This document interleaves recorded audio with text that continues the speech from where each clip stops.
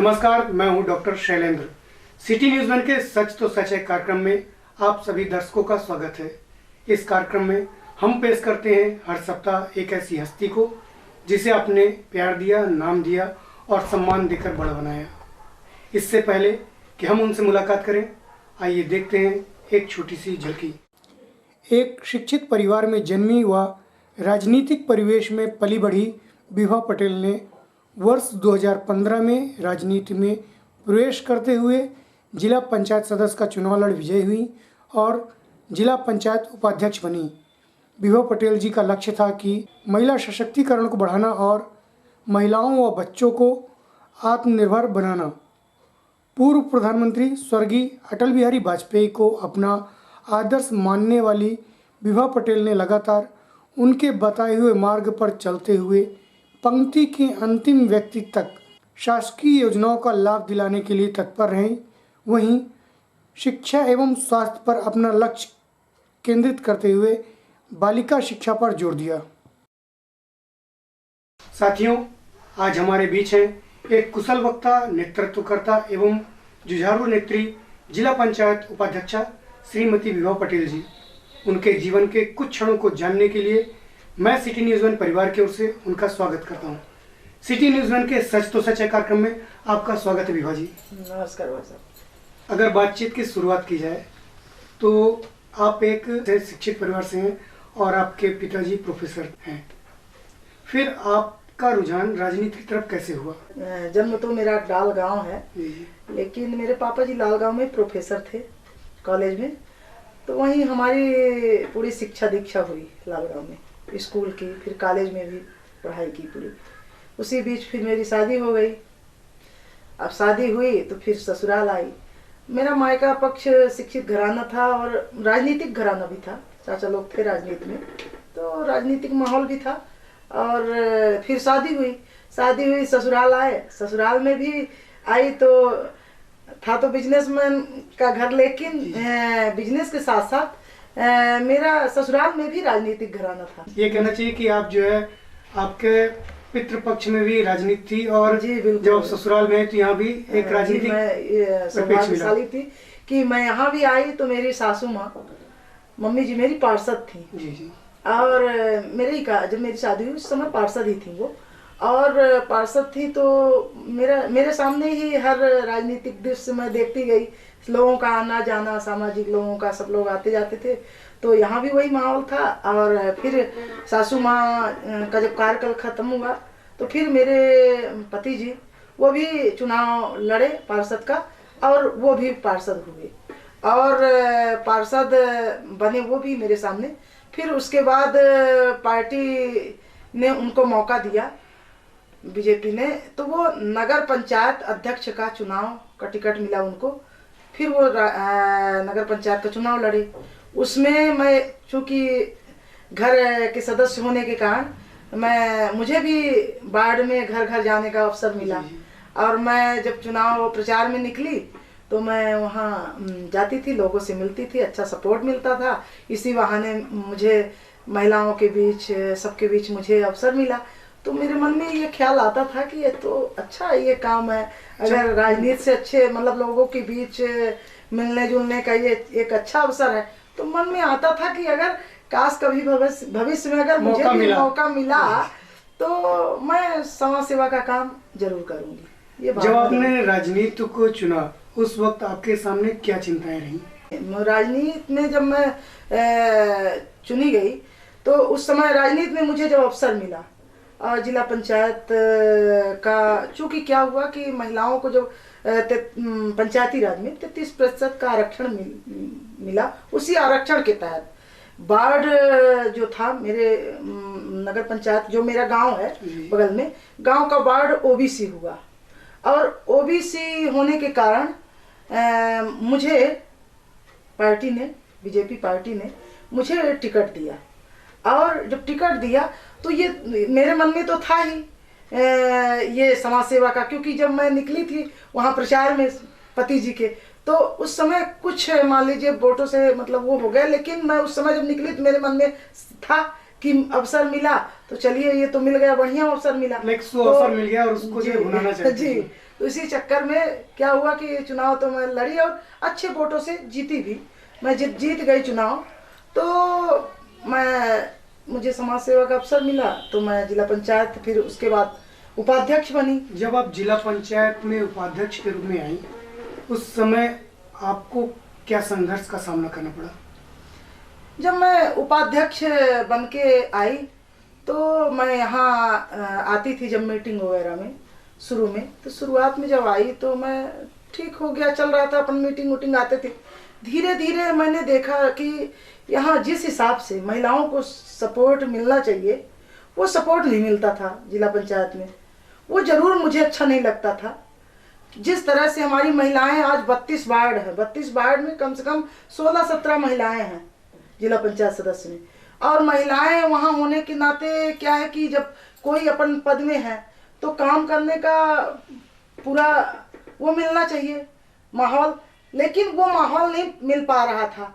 महिलाएं चाह कर भी जब बोलना चाहें तो बोल नहीं पा रही थी। ये जरूर मुझे अच्छा नहीं लगता था, तो अपनी बातें नहीं रख पा रही थी। फिर उसके लिए आपने क्या किया? तो उसके लिए आपने देखा होगा कि इसी चक्कर में मेरी अध्यक्ष जी से कई बार बहस भी हो गई है कि जब हम लोग कोई बात ही अपनी नहीं रख पाते तो मतलब क्या निकला हमारे इस पंचायती राज के हम लोगों को के आरक्षण का।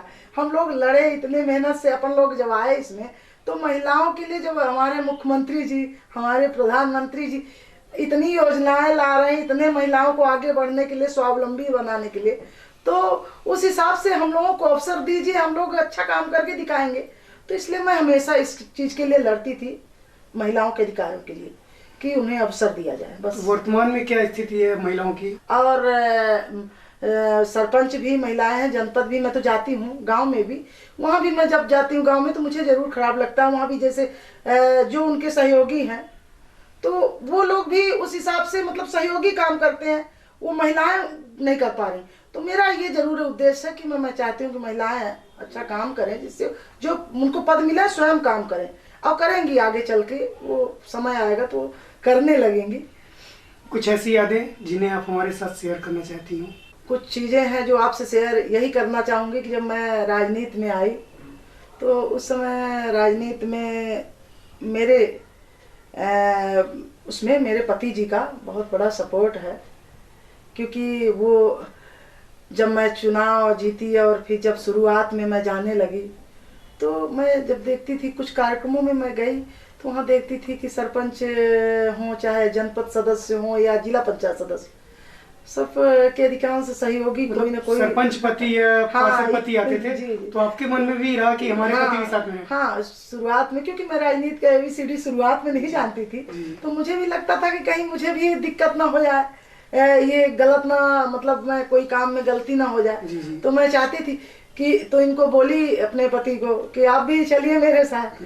तो उन्होंने कहा कि तुम अभी तक कहती थी कि मौका मिले तो मैं तो ये करूं वो करूं, समाज के लिए कुछ करना चाहती हूँ, अब तुम्हें मौका मिला है तो तुम अब ऐसा करो कि स्वयं अपनी पहचान बनाओ और खुद सीखो काम को, और जब काम सीखोगी तो क्यों नहीं बनेगा, और जब मैं चलूँगा तो तुम भी मेरे अधीन हो जाओगी। इस वजह से तुम स्वयं अपना काम करो।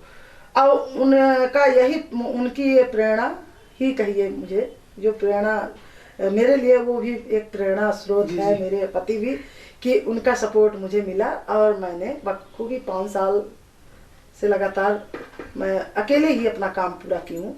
और मैं शिक्षा विभाग का मुझे दायित्व भी मिला था, तो उसमें मैंने पूरा प्रयास किया कि मैं अब अच्छे से अपना काम कर सकूं। और मैं स्कूलों में और छात्रावासों में जब भ्रमण करती थी, मैं अकेले ही जाती थी, जहाँ गलतियाँ कमियाँ देखती थी हर समय उस बात को मैं यहाँ रखती थी मीटिंग में, या जो जिस विभाग के संबंधित अधिकारी रहते थे उनसे बात करती थी और स्वयं मैं फेस करती थी, पूरा काम स्वयं करती थी, आज भी स्वयं कर रही हूँ। जब आप राजनीति में आई तो किसी को अपना आदर्श बनाया होगा, किसी को अपना गुरु बनाया होगा, तो आपके राजनीतिक गुरु और राजनीतिक आदर्श कौन थे?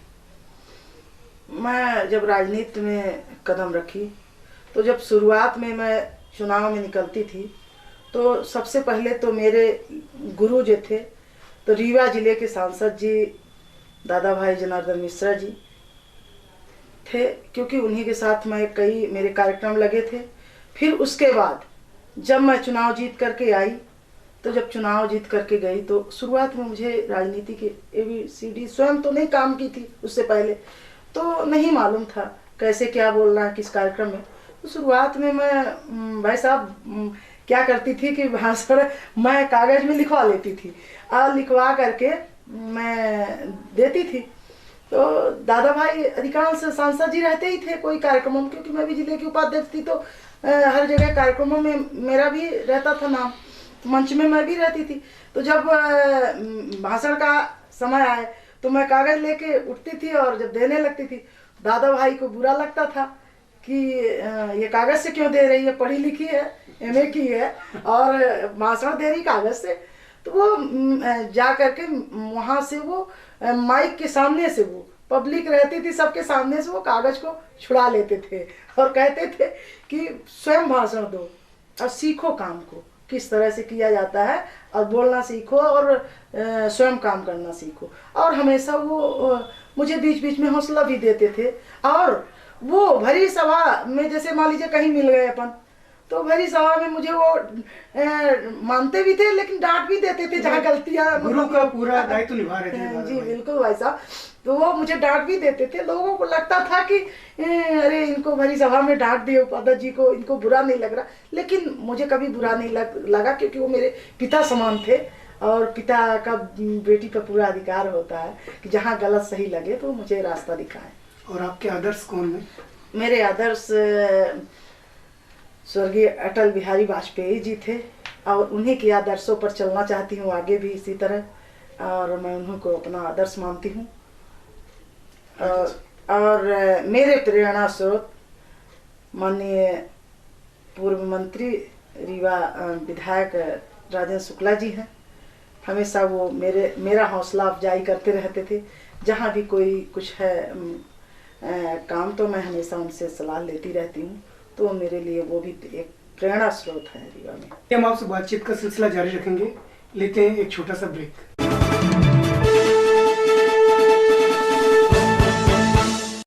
ब्रेक के बाद एक बार पुनः आपका स्वागत है विभा जी। आप जब जिला पंचायत उपाध्यक्ष बनी जी, उसके बाद आपके पास शिक्षा और स्वास्थ्य का भी प्रभार मिला, उस पर आपने क्या कार्य किया? देखिए भाई साहब, जब मैं उपाध्यक्ष बनी तो शिक्षा समिति के साथ में मुझे दायित्व मिला, शिक्षा समिति की मैं अध्यक्ष बनी। तो उसमें मैंने देखा कि जब शुरुआत में उसमें मैं स्कूलों का भ्रमण शुरू की और जहाँ भी जाती जिधर भी निकलती तो जहाँ स्कूल दिखती मैं जरूर खड़ा होती।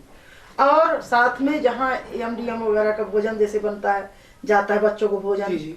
और जहाँ समूह चल रहे हैं, खाना वाना बन रहा, ये सब मैं साथ में देखती थी। आंगनवाड़ी वगैरह मैं जाती थी, देखती थी। तो उसमें जब मैं कमियां, जैसे उधर जो स्कूल जो होता है शिक्षा विभाग का, उसके साथ साथ बच्चों को रहने के लिए, लड़कियों और लड़कों को रहने के लिए छात्रावास वगैरह भी, हाँ, हर रीवा जिले में कई बने हैं। ट्राइबल का अलग बना है, रमसा और कस्तूरबा का अलग हॉस्टल बना है। तो हर एरिया में ऐसे नहीं है 2-4 छात्रावास न हो, हर ब्लॉक स्तर में छात्रावास है। मैं छात्रावासों की भी साथ में जांच कर लेती थी और साथ में स्कूलों की भी, जो भी रास्ते में पड़ जाता मैं जरूर देखती थी। तो कोई मास्टर है ना आपको पढ़ाए होंगे, तो क्या इस तरह से पढ़ाए होते मास्टर होते? बता दीजिए हमको आप अगर इस तरह आपके मास्टर आपको पढ़ाए होते तो क्या आप मास्टर होते? मुझे एक जवाब है जिसका आप दे दीजिए। तो क्या आप बताइए, आप अपने बच्चे को मान लीजिए कि आपके बच्चे हैं, आप अपने बच्चे के साथ इस तरह चाहेंगे कि हमारा बच्चा जाए जिस स्कूल में उसके साथ ऐसा हो, उससे का तक न बने, तीसरी के बच्चे से का न बने, आ न बने? क्या आप ऐसा चाहोगे? अपने बच्चे के लिए नहीं चाहोगे ना। लेकिन ये गरीब के बच्चे हैं, इनको शासन तक सुविधा दे रही है, सिर्फ आपका काम है पढ़ाई करवाना इनका। लेकिन आप लोग इनको किसी तरह से मतलब नहीं तैयार कर रहे हो, कहते हो कि बोलते नहीं है। अरे इनको बोलना कौन सिखाएगा?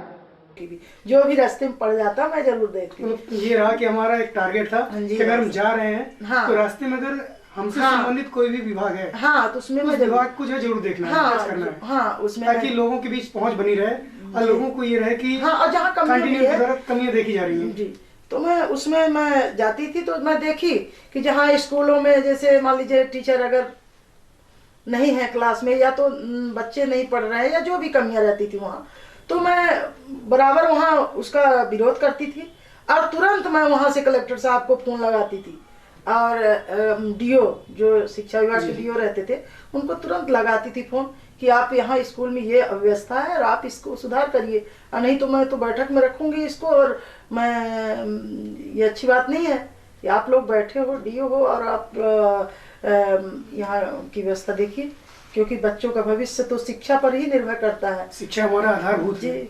और फिर उसके बाद मैं छात्रावासों में गई। छात्रावासों में मैंने जरूर देखा कि बहुत सारी कमियां थी। मैं अपना खाना के बनवाती हूँ। आप भाई उनको बोले ना कौन खाना खाइए, वही बर्तन रखिए। यहाँ बताइए एक भी बच्चियाँ नहीं है, ठीक है 4-5 जो बच्चियाँ लुकाई गई नहीं और स्कूल जाती है लुकाई जाती नहीं है, हम क्या करें? हम तो कुछ है ही नहीं। यहाँ कुछ है ही नहीं, पूरा खाली यह स्थित है। हाथ चलते जाना निकला नहीं है, साफ सफाई नहीं है, पलट पूरी बिल्डिंग खत्म कर दी है। पैसा निकल जाता है। बताइए यहाँ तो जाला तक नया हॉस्टल अभी जो बना नया हॉस्टल है, ये स्थित देखिए, ये देखिए हॉस्टल की। अब 50 बच्चे टॉयलेट की नदी बदबू, बाप रे। सफाई नहीं करी का, ये ना स्वीपर नहीं आ बताई तो का सफाई होगी तो बताइए। स्वीपर आवत तक करत काहे, यहाँ रामायण पढ़ाते कि गंगा पढ़ाते का करत हैं? यहाँ हाय कौन है, टीचर कौन है? मनावाई साकिब कहाँ है? कौन स्कूल में? और स्कूल में आती है चलिए मनावाई के नाम से दिखाओ कितने कर्मचारी हैं।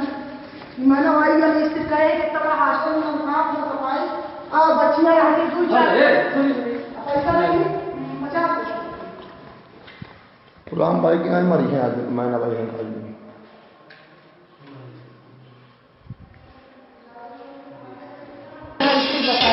या खाना या ये तो लागत है कोटा की चावल ना हो, कहाँ से ले आए या मोट में कोटा क्या है भैया? मेरी स्थिति बताइए। मैं चावल ऐसी है सब्जी भी कहाँ है? सब्जी है भाई। ये कहाँ से दाल खा है या नहीं खा? एक दाल नहीं खाए, न छिलका निकला न कुछ। बताइए इतना गंदा। एखा एखा एखा नहीं, ये सब ये मेरी स्थिति बताइए। मैं दाल खा दी कहाँ से बताई था ना? अच्छा दाल खाएंगी एखा पन्नी माँ सब्जी उब्जी कुछ नहीं हाँ सब्जी है, ये देखिए ना। हाँ ये सब्जी है, सब्जी रखी तला की। ये सब्जी है, ये सब्जी खा था लड़कन खवाई थे अपने, लेकिन दया नहीं लागे कि अपने के बढ़िया बढ़िया खाई थे। अपना से कहे उनका का चाहिए बीमार काहे खाई?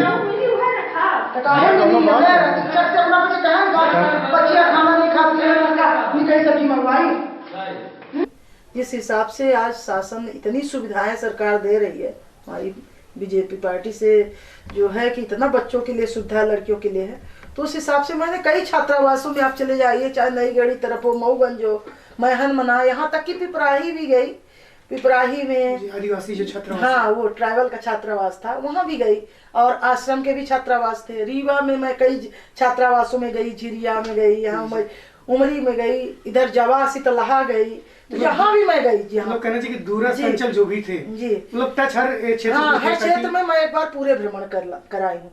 और मैं जहाँ कमियां देखी हूँ तुरंत वहाँ से ट्राइबल डीओ को मैंने फोन लगाया है, और फोन लगा करके और मैं तुरंत वहाँ से कड़ाई के लिए जो भी जहाँ खाना अगर नहीं है ढंग का, तो मैं तुरंत वहाँ से कार्रवाई के लिए कलेक्टर को तुरंत मैं वीडियो भेजती थी और तुरंत मैं फोटो भेजती थी कि ये देखिए ये स्थिति है। बच्चों को पूरी सुविधाएं शासन दे रही है, लेकिन वो सुविधा नहीं मिल पा रही है, साफ सफाई वो ढंग से नहीं हो रहा है। तो कलेक्टर साहब उस समय थे राहुल जैन जी, और आपको पता होगा भाई साहब, आप पता लगाइए कि मैं नई गढ़ी में जब गई थी वहाँ छात्रावासों में बहुत सारी गड़बड़ियाँ थी, और राहुल जैन जी तुरंत उस समय कार्रवाई किए थे।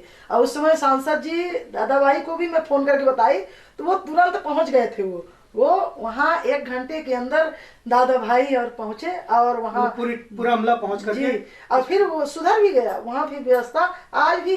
इसी चक्कर में भाई साहब कि आज भी ये चीज है, मेरे भ्रमण से ये फायदा था कि लोगों में डर था, छात्रावासों के अधीक्षकों में ये डर था और स्कूलों में टीचरों को उपाध्यक्ष जी कभी भी निकल सकती कहीं भी, क्योंकि मैं बताकर तो निकलती नहीं थी, अचानक जाती थी तो कहीं भी आ सकती हैं।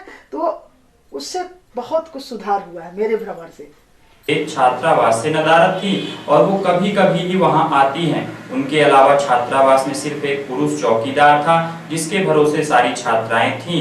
इससे साफ पता चलता है कि मामा की भांजियां जो अपने परिवार को छोड़कर छात्रावास में रह रही हैं वो कितनी सुरक्षित हैं। रायपुर के ही बालक छात्रावास व इंटौरा आंगनवाड़ी केंद्र का निरीक्षण किया गया, जहां भी अव्यवस्थाएं ही मिली।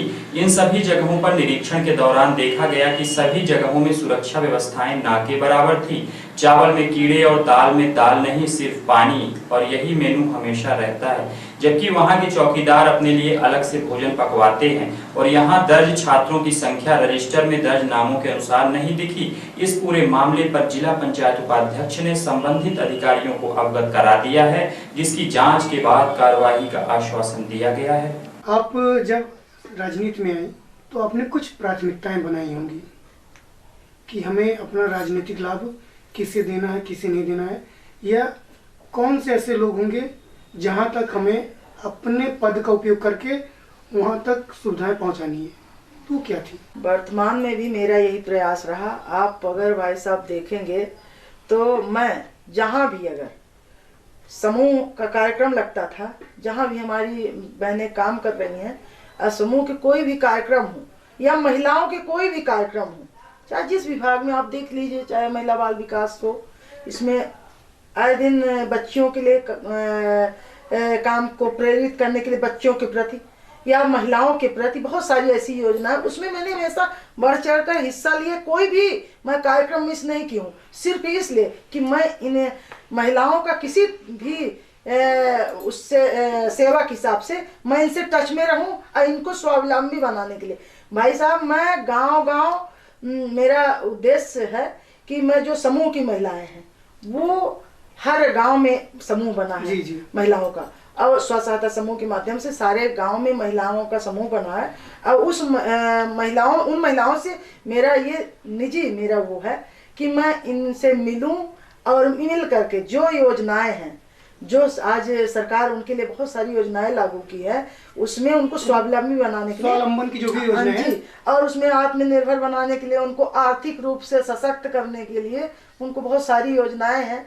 तो उन योजनाओं को मैं कितने अच्छे से मतलब वो उनको सशक्त करने के लिए प्रोत्साहित अगर मैं हो सकती हैं करने के लिए, ये मेरा अभी भी प्लान है, अभी भी और भविष्य में भी रहेगा कि मैं मिलूं और जो योजना है और जो उनको बैंक वगैरह से जैसे लोन मिलते हैं कि वो अगरबत्ती बनाना चाहें, जो साबुन बनाना चाहें, ऐसा करके बहुत सारे नैपकिन बनाना चाहें, बहुत सारी ऐसी योजनाएं हैं। और उनको और जो चाहें वो स्वयं की दुकान खोल सकें, स्वयं वो आत्मनिर्भर बनने के लिए कुछ भी कर सकती, सिलाई कढ़ाई, तो जिससे उनका आर्थिक स्थिति मजबूत हो। उसके लिए मैं चाहती हूँ उनको स्वयं जा करके मैं प्रयास करूँगी कि बैंकों से जैसे लोन उनको मिलता ही है, तो मैं और भविष्य में अच्छा रोजगार वो कर सकें और अच्छा व्यवसाय उनका हो सके। तो उसके लिए मैं भविष्य में मुझे उनका सहयोग करना है और उनको स्वावलंबी बनाना है। ये मेरा उद्देश्य, ये आपकी भविष्य की योजनाएं हैं। जी, ये मेरा उद्देश्य है और भविष्य की योजनाएं भी ये मेरा है। और बच्चों को खासकर, जैसे बच्चों को मैं शिक्षा विभाग की तो हूँ ही, लेकिन बिना वैसे भी मेरा ये वो है उद्देश्य कि जैसे बच्चे शिक्षित हों, उसके लिए शिक्षा का स्तर जो जहाँ भी जो अगर कुछ कमियां है तो शिक्षा का स्तर सुधारूं, स्वास्थ्य से संबंधित मैं काम करूं, जो स्वास्थ्य आज जैसे मान लीजिए कोरोना के कारण जैसे साफ सफाई ये सब चीज के लिए मास्क लगाना, ये सब चीज जो है, तो हाँ, इसके लिए मैं चाहती हूँ कि उनको जा करके जागरूक करने के लिए प्रयास करूंगी। ये पूरा मेरा भविष्य का प्लान है। विभा जी, आपकी भविष्य की योजनाओं में आपने एक और जहां महिलाओं और बच्चों को रखा, वहीं अब हमारे जो दर्शक जो आपको देख रहे हैं उनके लिए आपका क्या संदेश? दर्शक के लिए, हमारे जो भी हमारे भाई और बहन देख रहे हैं मुझे, मेरा संदेश उनके लिए यही है कि आज जिस तरह से कोरोना देश में बहुत तेजी से बढ़ा है और वैक्सीन तो आ गई है, लेकिन साथ ही साथ हमको सावधानी बरतनी है, लापरवाही नहीं करनी जी। उसके लिए मेरा संदेश है कि आप लोग बराबर मास्क का उपयोग करें और स्वास्थ्य से संबंधित आप लोग सफाई का ध्यान दें, सैनिटाइजर का नियमित उपयोग करें और साफ स्वच्छ वातावरण का माहौल बनाएं। और साथ में मेरा युवाओं के लिए ये प्रेरणा है कि मेरे जो युवा आज जिस तरह से मैं माहौल देख रही हूँ, जब अपन निकलते हैं मैं देखती हूँ कि आज भी चौराहे में देखूं, कहीं भी गांव या शहर के कोने चौराहे में जिस तरह से हमारे युवा लड़के इस तरह के नशे में लिप्त होते जा रहे हैं, तो नशा जो है तो गलत की ओर ले जा रहा है, उसके लिए उनका भविष्य पूरा खत्म हो जाएगा। इसलिए खास तौर से मेरे युवा भाइयों के लिए मेरा संदेश है कि आप लोग नशा से दूर रहें और आप अपने भविष्य को बनाने का प्रयास करें, खूब पढ़ें लिखें, स्वस्थ रहें। यही मेरा आप सभी को मेरी ओर से नव वर्ष की ढेर सारी शुभकामनाएं। हमारी खुशनसीबी है कि सच तो सच में हमारे बीच जिला पंचायत उपाध्यक्ष श्रीमती विभा पटेल जी ने अपना अमूल्य समय दिया। इसके लिए आप सभी की ओर से मैं न्यूज़ वैन परिवार की ओर से विभा पटेल जी को धन्यवाद देता हूं। इसके लिए आपको बहुत बहुत धन्यवाद। न्यूज़ वैन द्वारा संचालित सच तो सच में बस आज इतना ही। कुछ और हस्तियों के साथ हम आपसे मुलाकात करते रहेंगे। हमें इजाज़त दीजिए। नमस्कार, आदाब, सत श्री अकाल।